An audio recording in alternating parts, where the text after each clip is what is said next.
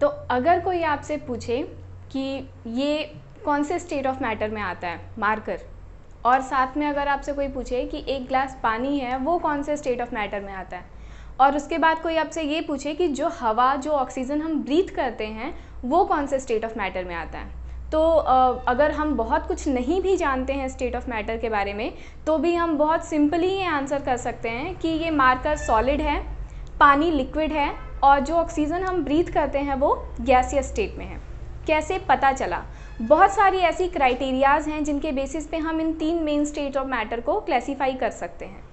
अगर हम state of matter की बात करते हैं, हमारा जो आज का टॉपिक है, स्टेट ऑफ मैटर की अगर बात किया जाए तो 3 मेन स्टेट ऑफ मैटर होते हैं।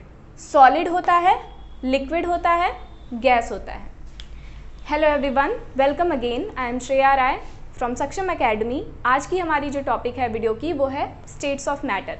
Matter in our surrounding chapter में हम आज सेकेंड वीडियो कंटिन्यू कर रहे हैं। प्रीवियस वीडियो जो है उसमें हम लोगों ने इंट्रोडक्शन टॉपिक देखा था कि मैटर क्या होते हैं, उनके फिज़िकल क्लासिफिकेशन कैसे किए जाते हैं, उनके कौन कौन से कैरेक्टरिस्टिक्स हैं, ये सारी चीज़ें हम लोगों ने प्रीवियस वीडियो में देखा था। जिन भी लोगों ने प्रीवियस वीडियो को नहीं देखा है, इस वीडियो के डिस्क्रिप्शन में वो लिंक दिया जाएगा, आप उसमें से जाके वो वीडियो देख सकते हैं। यहाँ आते हैं स्टेट्स ऑफ मैटर में। बेसिकली जो आपके सिलेबस की बात की जाए, एनसीईआरटी प्रिस्क्रिप्शन की बात की जाए, तो 3 मेन स्टेट्स ऑफ मैटर बताए गए हैं, सॉलिड, लिक्विड और गैस। लेकिन इसके अलावा और भी कुछ स्टेट्स ऑफ मैटर हैं जिनके बारे में हमें बहुत डिटेल नहीं पढ़ना है, उनके बारे में बताऊंगी, लेकिन आज नहीं। आज हम सिर्फ इन 3 मेन स्टेट्स ऑफ मैटर को पढ़ेंगे जो आपके सिलेबस में हैं। वो कौन कौन से हैं? सॉलिड है, लिक्विड है और गैस है। तो these are the main 3 states of matter which we have to study.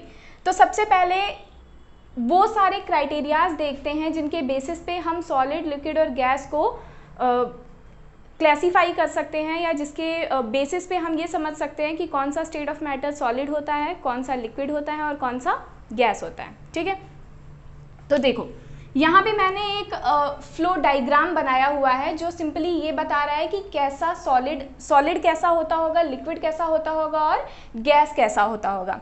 यहाँ पे आप देखो, ये जो कल ही में हम लोगों ने वीडियो में देखा था, जो हमारी पिछली वीडियो थी, या बेसिकली हम सभी लोग जानते हैं कि एटम्स जो होते हैं उन्हें स्फेरिकल शेप में मेंशन किया जाता है। ये बताया जाता है कि एटम्स जो होते हैं वो स्फेरिकल शेप के होते हैं।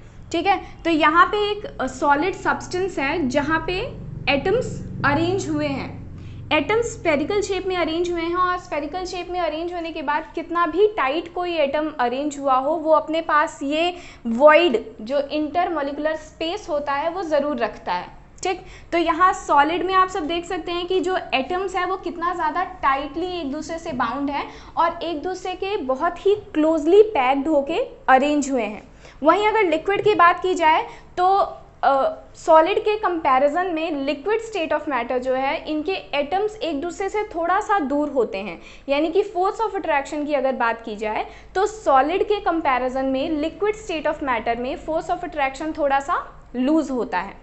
और गैसियस स्टेट में यहाँ ये एटम्स देखो, they are far away from each other, एक दूसरे से बहुत ज़्यादा दूरी पे हैं। तो इसका मतलब ये है कि अगर हम फोर्स ऑफ अट्रैक्शन की बात करते हैं तो फोर्स ऑफ अट्रैक्शन सॉलिड में ज़्यादा होगा, उससे ज़्यादा लिक्विड में होगा, और गैसियस स्टेट में फोर्स ऑफ अट्रैक्शन जो होगा वो सबसे ज़्यादा कम होगा। अब अगर हमें फोर्स ऑफ अट्रैक्शन की बात समझ में आ गई तो हमें बहुत सारी चीज़ें इससे क्लियर हो जाती हैं। सबसे पहली कौन सी चीज़ क्लियर होती है? सबसे पहली जो चीज़ क्लियर होती है वो होता है स्पेस। ठीक है, जिस भी स्टेट ऑफ मैटर के पास जितना ज़्यादा फोर्स ऑफ अट्रैक्शन होगा उसके पास स्पेस उतना ही कम होगा। यानी सीधी सी बात है कि इंटरमॉलिक्यूलर स्पेसेस जो होते हैं they are inversely proportional to that of force of attraction. जितना ज़्यादा फोर्स ऑफ अट्रैक्शन, यहाँ सॉलिड में हम ये चीज़ देख सकते हैं कि जितना ज़्यादा फोर्स ऑफ अट्रैक्शन, यहाँ फोर्स ऑफ अट्रैक्शन बहुत ज़्यादा है, जितना ज़्यादा फोर्स ऑफ अट्रैक्शन उतना कम स्पेस, उतना कम वॉइड। जैसे एक बहुत ही बेसिक सा एग्जाम्पल है, अगर हम हाथ को ऐसे एक दूसरे के क्लोज ऐसे लेके आते हैं और जितना ज़्यादा टाइट पकड़े रहते हैं स्पेस उतना कम होता है। जैसे जैसे हम इसे लूज छोड़ते जाते हैं वैसे वैसे स्पेस ज़्यादा होता है। तो मतलब जितना ज़्यादा फोर्स ऑफ अट्रैक्शन होगा स्पेस उतना कम होगा, और जितना कम फोर्स ऑफ अट्रैक्शन होगा स्पेस उतना ही ज़्यादा होगा। ठीक है, तो 2 पॉइंट्स क्लियर हो गए, सबसे पहला फोर्स ऑफ अट्रैक्शन का और दूसरा स्पेस का। क्या क्या क्लियर हुआ कि सॉलिड जो होता है they have more force of attraction, liquid have less force of attraction, whereas gases they are far away from each other so that they have very low amount of force of attraction. ठीक है, उनके particles में बहुत ही ज़्यादा कम force of attraction होता है। Space की बात करें तो सॉलिड जो होते हैं they have so little amount of intercellular space in them, बहुत ही ज़्यादा कम, या हम निग्लेजिबल अमाउंट उसको बोल सकते हैं कि ये बहुत कम होता है। ठीक है, लिक्विड में स्पेस थोड़ा सा ज़्यादा होता है in comparison to that of solid, और गैसेस जो होते हैं they have a lot of intermolecular spaces in between them. इनके जो एटम्स होते हैं वो एक दूसरे से बहुत ज़्यादा दूर तक ट्रैवल कर सकते हैं। ठीक, तो ये 2 पॉइंट्स क्लियर हो गए। अब हम थर्ड पॉइंट जो है उसकी बात करते हैं। थर्ड पॉइंट है हमारा कंप्रेसिबिलिटी। कंप्रेसिबिलिटी का मतलब है कि दबाव, प्रेशर। ठीक है, कि हम कौन से स्टेट ऑफ मैटर को कितना ज़्यादा कंप्रेस कर सकते हैं, कितना ज़्यादा उस पर प्रेशर अप्लाई कर सकते हैं। तो देखिए फॉर एग्जांपल, अगर हमने एक सब्सटेंस लिया जिससे हम इस सॉलिड स्टेट को कंप्रेस कर रहे हैं। ठीक है, कंप्रेस करने से क्या होगा, जो एटम्स होंगे वो और ज़्यादा पास आएंगे। ठीक है, कंप्रेस जब हम दबाते हैं किसी चीज़ को तो इसका मतलब है कि हम जो एटम उस सब्सटेंस के अंदर प्रेजेंट है वो और ज़्यादा टाइट और ज़्यादा पास जा रहा है एक दूसरे के। अगर हम यहाँ से इसको कंप्रेस करते हैं तो ये एटम और कहाँ जाएगा, वहीं जाएगा ना जहाँ स्पेस होगा, लेकिन कहीं और जाने के लिए भी तो उसके पास स्पेस होना चाहिए।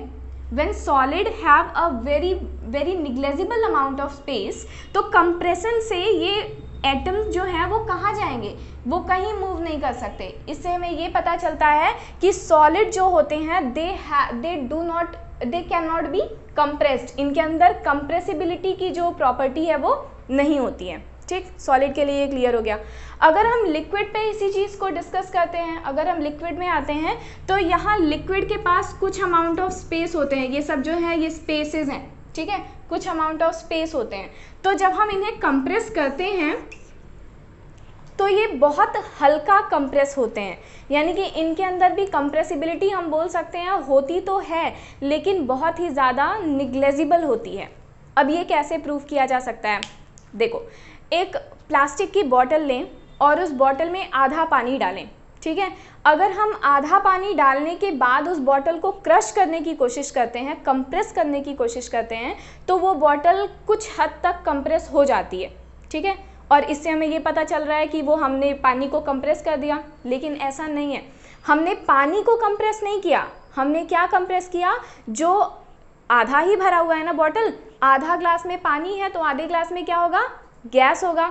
तो हमने कंप्रेस किसको किया, पानी को नहीं बल्कि गैस को। वहीं अगर हम उस प्लास्टिक के बॉटल में पूरा पानी डाल देते हैं और फिर उसे क्रश करने की कोशिश करते हैं तो वो क्रश नहीं होगा। क्यों, क्योंकि अब वहाँ एयर प्रेजेंट नहीं है।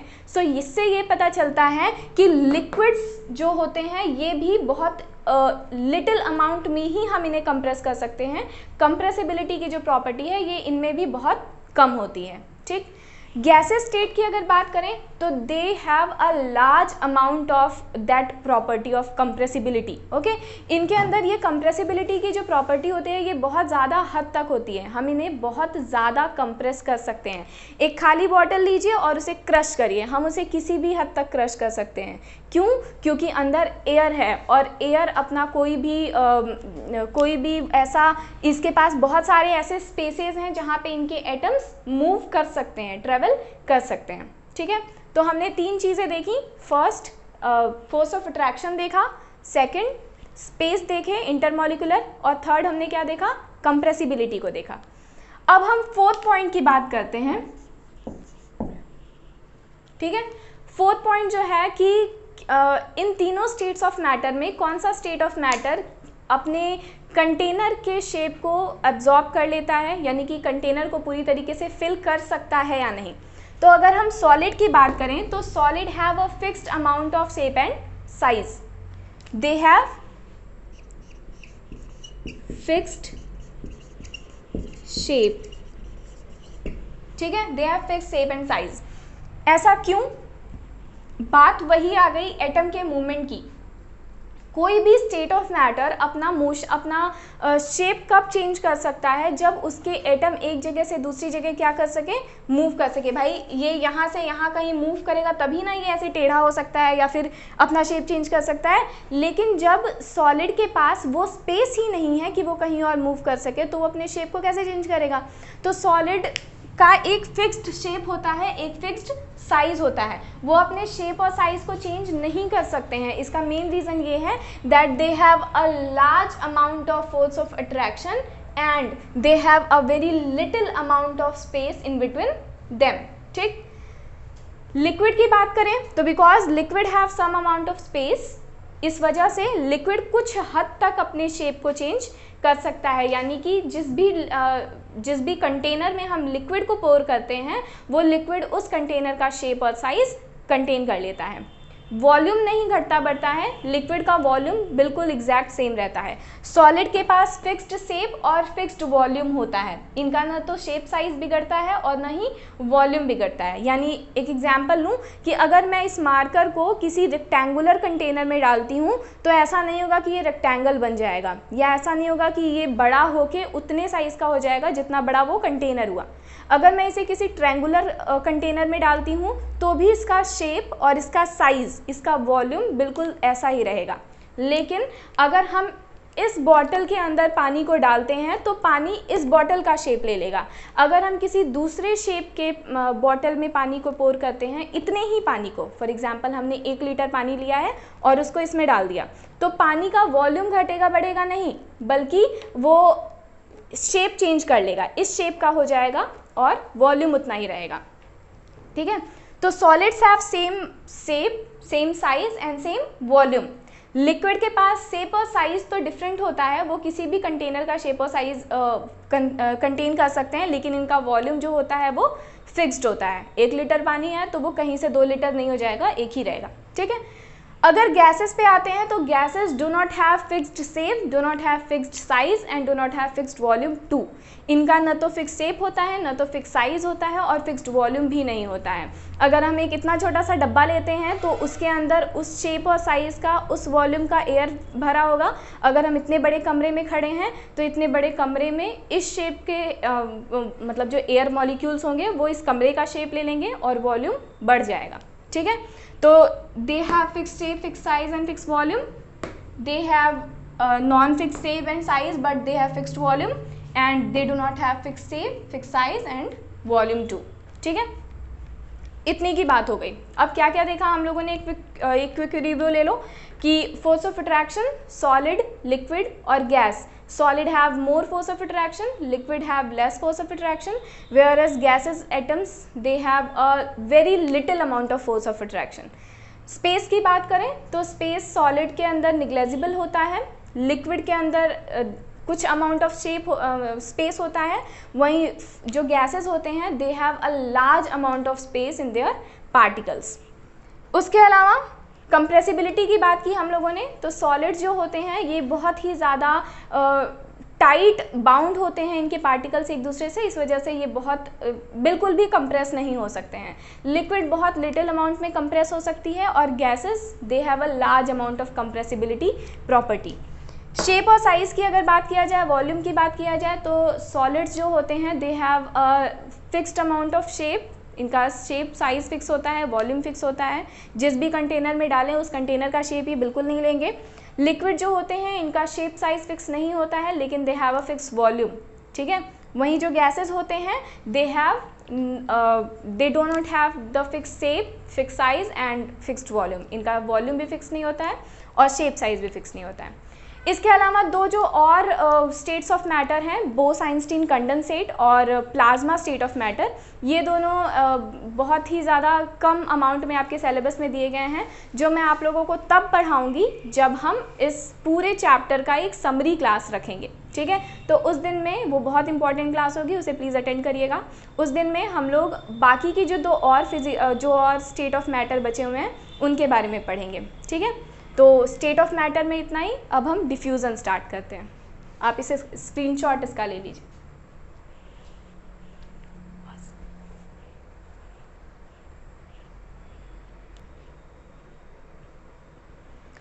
तो हमारी नेक्स्ट टॉपिक है डिफ्यूज़न। अब डिफ्यूज़न, कल जो हमने प्रीवियस वीडियो डाला था उसमें मैंने आप लोगों को कुछ होमवर्क दिया था जिसमें ये पूछा था कि सॉलिड, लिक्विड और गैस, इन तीनों स्टेट्स ऑफ मैटर में कौन सबसे ज़्यादा तेज़ी से डिफ्यूज़न की प्रोसेस करता है। तो वीडियो पॉज करिए और सोच के बताइए कि कौन सबसे ज़्यादा डिफ्यूज़न करता है।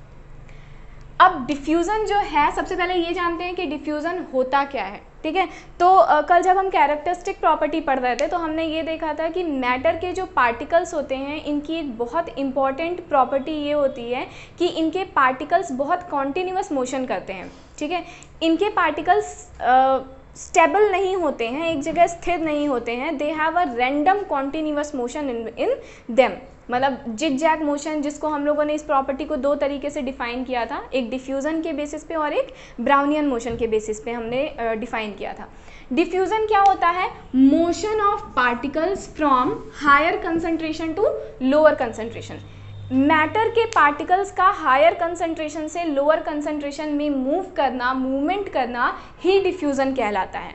जैसे कभी कभी क्या होता है कि हम सड़क पे जा रहे हैं और बगल में मिठाई की दुकान है और हमें अचानक से हमारी नाक में खुशबू आती है कि हाँ गरम गरम समोसे तले जा रहे हैं, ठीक है। या हम स्कूल से थके हारे आते हैं और घर में मम्मी क्या बना रही हैं, गुलाब जामुन बना रही हैं, तो तुरंत आता है कि मम्मी गुलाब जामुन बन रहा है, मुझे तुरंत दीजिए, ठीक है। कैसे पता चला? हम तो बाहर ही हैं, हमने तो देखा नहीं कि समोसा बन रहा है या गुलाब जामुन बन रहा है। कैसे पता चला? वो इसी प्रोसेस से पता चला, डिफ्यूज़न से। क्या हुआ?